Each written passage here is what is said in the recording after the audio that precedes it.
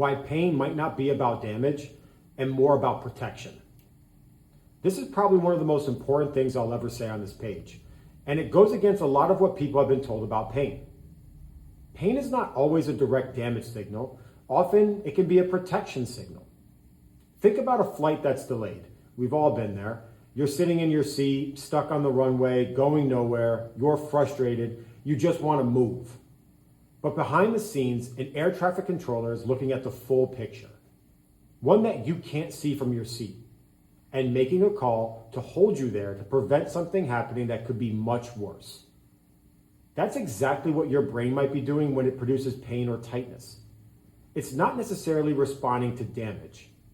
It's making a protective call based on a much bigger picture that you can consciously see, limiting you now to prevent something happening much worse later.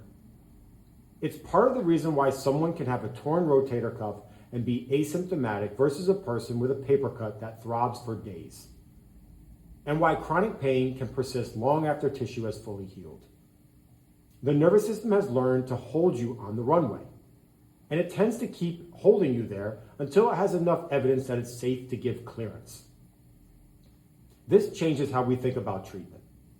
It's often less about fixing damage and more about restoring safety signals to a nervous system stuck in protect mode, giving it the evidence it needs to finally clear you for takeoff. That's the lens we use at ITI. Not as a universal answer, but as the right starting question for almost every case we see. If you've been stuck on the runway and nobody's figured out why, that's exactly what we're here to find out.